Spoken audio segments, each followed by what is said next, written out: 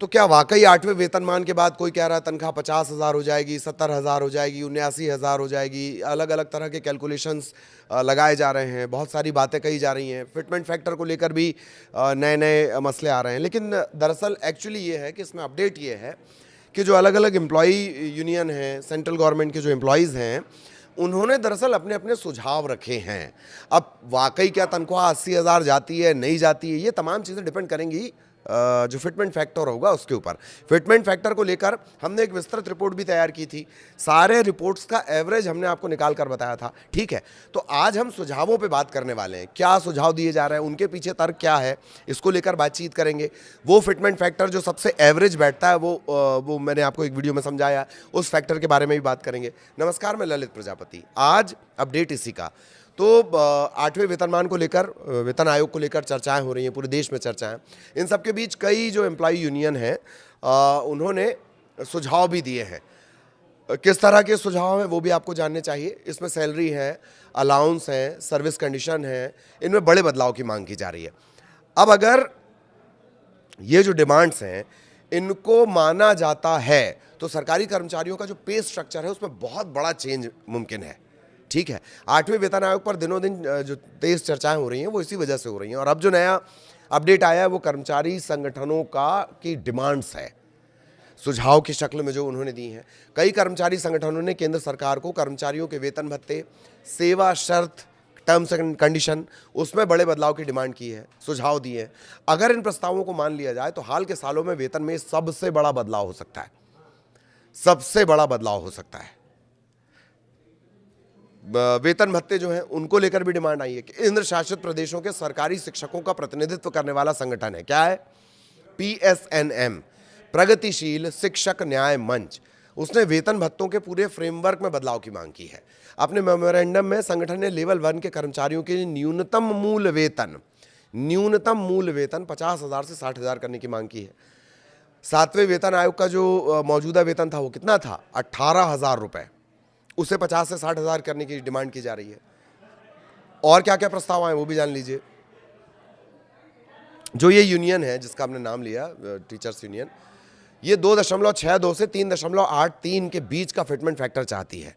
Fitment factor फिलहाल कितना है, 7वें वेतन आयोग में कितना था, 2.57 था। इसके अलावा ये चाह रहे हैं 6 से 7% की एनुअल इंक्रीमेंट की भी डिमांड है, जो फिलहाल कितनी है, 3%। ये 3% से दोगुने से भी ज्यादा है। 6 से 7% एनुअल इंक्रीमेंट की डिमांड की जा रही है। संगठन के अनुसार ये बदलाव बढ़ती महंगाई के साथ तालमेल बिठाने के लिए बहुत ज़्यादा ज़रूरी है। इन बदलावों के चलते आय में सही मायने में बढ़ोतरी सुनिश्चित करने में मदद मिलेगी। अच्छा, जो PSNM है, जो संगठन है, वो कुछ स्ट्रक्चरल रिफॉर्म की भी सिफारिश करता है, ठीक, कि भाई थोड़ा सा स्ट्रक्चर जो है उसमें ही बदलाव होना चाहिए, मतलब एक ही ढर्रे पर नहीं चलना चाहिए। जैसे एग्जाम्पल क्या, महंगाई भत्ता जब 50% तक पहुंच जाए तो उसे मूल वेतन में मिला देना चाहिए और DA के कैलकुलेशन को उससे और ज़्यादा सटीक बनाया जाए। जैसे 58% DA था, 7वें वेतन आयोग की बात कर रहे हैं, फिर सरकार ने अभी अप्रैल में ऐलान किया वो 60% पहुंच गया। इनका कहना है कि जैसे ही 50% पहुंचे आप उसको बेसिक सैलरी में जोड़ दो, ठीक। चिल्ड्रन एजुकेशन अलाउंस में भी काफ़ी बढ़ोतरी की डिमांड की जा रही है। मौजूदा समय ये 2,800 रुपये, कह रहे हैं 7,000 रुपये प्रति माह प्रति बच्चा इसे किया जाए। ज़्यादा भत्ते, ज़्यादा फायदे की डिमांड की जा रही है। भत्तों के मामले में शिक्षकों का जो संगठन है वो हाउस रेंट अलाउंस HRA को मौजूदा 10 और 20% से बढ़ाकर 10, 20 और 30 से बढ़ाकर 12%, 24%, 36% करने का प्रस्ताव देता है। 10, 20, 30, अब क्या बोल रहे हैं, 12, 12 दूनी 24, 12 तेरह 36, ये 3 स्लैब। ट्रांसपोर्ट अलाउंस को बढ़ाकर कम से कम 9,000 रुपये करने की सिफारिश की गई है। इसमें DA से जुड़े अतिरिक्त बदलाव भी शामिल होंगे। बाकी की क्या डिमांड्स हैं, 2,000 रुपये प्रति माह का डिजिटल सपोर्ट अलाउंस मिलना चाहिए, छुट्टियों के ज़्यादा अधिकार मिलने चाहिए, रिटायरमेंट के समय जो अर्न लीव होती है EL, उसे भुनाने की जो मौजूदा सीमा है वो 300 दिन की है, उसको बढ़ाकर 400 दिन कर दिया जाए कि भाई EL हमें अभी इन कैश नहीं करनी है, हम चाह रहे हैं कि हम 400 दिनों के भीतर उसको कैश करें, अभी वो 300 दिन है। इसके अलावा पीएसएनएम ने पुरानी पेंशन योजना ओपीएस को बहाल करने की मांग की है, ग्रेच्युटी की सीमा को बढ़ाकर 50 लाख रुपए तक करने, ग्रुप इंश्योरेंस कवरेज को बेहतर बनाने और ज़्यादा बार प्रमोशन देकर करियर में तेजी से आगे बढ़ने की मांग की है। हालांकि इन मांगों को देखकर लगता है, क्या आपको लगता है ऐसा? आप कमेंट में बता देना कि ये मांगे मानी जाएंगी। ठीक, वेतन में 4 गुना बढ़ोतरी की डिमांड की जा रही है। एक और जोरदार प्रस्ताव, ये किसकी तरफ से आया? एक और संगठन है, भारतीय प्रतिरक्षा मजदूर संघ, BPMS। वो कह रहा है कि मिनिमम बेसिक पे में 4 गुना बढ़ोतरी करके इसे 72,000 कर दिया जाए। पिछला संगठन क्या कह रहा था? 50 से 60,000 कर दो। ये कह रहा है कि 72,000 रुपए कर दिया जाए। 4 का फिटमेंट फैक्टर मांगा गया है। संघ ने शीर्ष स्तरीय पदों के लिए अधिकतम वेतन 10 लाख रुपए रखने का प्रस्ताव दिया है और इनके सुझाए गए वेतन ढांचे के तहत शुरुआती स्तर के वेतन में भारी बढ़ोतरी होगी। लेवल 1 का जो वेतन है वो 18 से बढ़कर 72,000 हो जाएगा। दूसरे संगठन की हम बात कर रहे हैं, 18 से बढ़कर 72 हो जाएगा। हायर लेवल पर वेतन उसी अनुपात में बढ़कर 18 पर लेवल 18 पर कितना हो जाएगा? 10 लाख रुपए तक पहुंच जाएगा। फिटमेंट फैक्टर और सालाना इंक्रीमेंट को लेकर ये क्या प्रस्ताव रख रहे हैं, क्या डिमांड्स है इनकी? वेतन तय करने में सबसे ज्यादा अहम भूमिका निभाता है फिटमेंट फैक्टर। इसे बढ़ाने की पुरजोर मांग की जा रही है। पीएसएनएम जो पुराना संगठन जिसकी हमने बात की थी, वो 2.57 की जगह 2.62 और 3.83 का प्रस्ताव रखता है, जबकि बीपीएमएस कह रहा है कि सीधे 4 कर दिया जाए फिटमेंट फैक्टर को। इसके जो अलावा जो है सालाना इंक्रीमेंट को मौजूदा 3% से दोगुना किया जाए और 6 से 7% इसे कर दिया जाए। संगठनों का कहना यह है कि बढ़ती महंगाई और जीवन यापन की लागत को देखते हुए आय में ये बढ़ोतरी बेहद जरूरी है। इसके अलावा जो महंगाई भत्ता है उसे 50% तक पहुंचने पर बेसिक में मर्ज कर दिया जाए। ये मांग भी दोहराई गई है। ये हमने आपको बताया है। अभी जैसे 7वें वेतन आयोग का महंगाई भत्ता चल रहा है वो 60% पहुंच गया। 58% था, 2% सरकार ने बढ़ा दी, वो कहां पहुंच गया? 60%। इनका कहना है जैसे ही 50% हो उसको सैलरी में जोड़ दो आप। इन बंपर मांगों के पीछे संगठनों का आर्थिक तर्क दे क्या रहे हैं?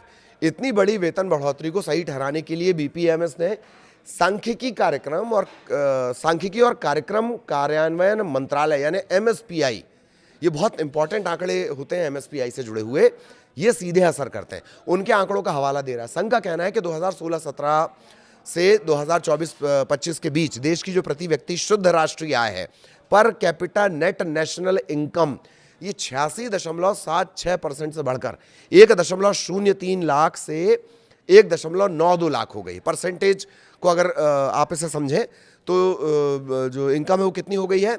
1.03 लाख से बढ़ते बढ़ते 1.92, मोटी भाषा में जिसको अपन कहते हैं 2 लाख, वो हो गई है। संगठनों ने वेतन की गणना के लिए परिवार इकाई, फैमिली यूनिट को 3 सदस्यों से बढ़ाकर 5 करने की मांग की है, ताकि परिवार को वास्तविक वित्तीय जिम्मेदारियों का सही आकलन हो सके। ठीक है, 3 माता पिता बच्चा, ये कह रहे हैं कि नहीं इसको 5 किया जाए, 2 लोग और इसमें ऐड किए जाएं, 5 के हिसाब से ये कैलकुलेशन होने चाहिए। तर्क ये कि वेतन बढ़ोतरी को आय बढ़ोतरी के साथ जोड़ने के लिए पारदर्शी ट्रांसपेरेंट व्यवस्था बनेगी, ये तर्क दिया जा रहा है। ये हमारी खबर का एक पहलू हो गया जिसमें हमने आपको बताया कि फिटमेंट फैक्टर को लेकर किस तरह की बातें आ रही, डिमांड किस तरह की जा रही है। अभी जो फिटमेंट फैक्टर है 7वें वेतन आयोग का, वो कितना है? वो है 2.57। अब क्या वाकई लगता है ये फिटमेंट फैक्टर सबसे इंपॉर्टेंट है? ये मैं आपको कई वीडियोस में बता चुका हूं। एक और महत्वपूर्ण बात जान लीजिए कि जो फिटमेंट फैक्टर है उसका सीधा असर, ये जो सैलरी बढ़ाई जाएगी, भत्ते बढ़ाए जाएंगे, इसका सीधा असर सरकार की सेहत पर भी पड़ेगा। सरकार की सेहत को, आर्थिक सेहत को भी देखना बहुत जरूरी है। फिस्कल डेफिसिट पर इसका असर पड़ता है और उस असर के चलते क्या वाकई ये जो लंबा चौड़ा डिमांड की जा रही है वो होगा 50,000 से 60,000 सैलरी लेवल 1 की, या 72,000 सैलरी लेवल 1 की करने की बात की जा रही है? तो लेवल 18-20 तक जाते जाते क्या हो जाएगा? लाखों का वेतन हो जाएगा। ठीक है, तो अब अगर एवरेज की बात कर ली जाए, कुछ दिनों पहले जो हमने वीडियो बनाया हमने उसमें तमाम चीज़ों को, सरकार का क्या स्थिति है, वित्तीय स्थिति कैसी है, क्या वो फिटमेंट फैक्टर हो सकता है, अलग अलग जो रिपोर्ट थी, चाहे वो मीडिया संस्थानों की रिपोर्ट हो, चाहे वो बैंक से जुड़े रिपोर्ट्स हों, आर्थिकी से जुड़ी रिपोर्ट है, उसका अगर एनालिसिस करने के बाद एक एवरेज निकाला जाए तो वो फिटमेंट फैक्टर 1.89 के करीब करीब पहुंचता है। उसके हिसाब से हमने कैलकुलेशन भी आपको बताए हैं कि वो सैलरी को करीब करीब पहुंचा देता है 43,000। 18 को वो 40 से 43,000 पहुंचाता है। 1.89 का फिटमेंट फैक्टर, और ये कॉमन पड़ता है। 2.57 का जो फिटमेंट फैक्टर दिया गया पिछले बार 7वें वेतन आयोग में, वो बम्पर बढ़ोतरी में से एक है।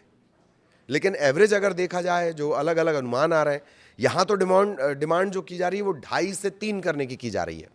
एक संगठन तो कह रहा है फिटमेंट फैक्टर को 4 कर दो, लेकिन फिटमेंट फैक्टर का गणित ये कहता है, सबका अगर एवरेज मिला लिया जाए अलग अलग संस्थानों का, जैसे पॉलिटिक्स में आप सुनते हैं पोल ऑफ पोल्स, तो ऐसे ही रिपोर्ट्स ऑफ रिपोर्ट को अगर देखा जाए, उसका एक एवरेज निकाला जाए, तो वो 1.90 के आसपास फिटमेंट फैक्टर पहुंचता है, और उसके हिसाब से लेवल 1 की सैलरी पहुंचती है 43 के आसपास, जो अभी तक प्रैक्टिकली सबसे करीब लगता है। अब क्या इस पे होता है, सरकार इन सुझावों को मानती है, नहीं मानती है, क्या फिटमेंट फैक्टर तय किया जाता है, क्या स्ट्रक्चर में भी कोई तब्दीली की जाती है, इसके लिए तो भाई इंतजार करना होगा। आगे भी जो अपडेट होगा वो हम आप तक पहुंचाएंगे। नमस्कार।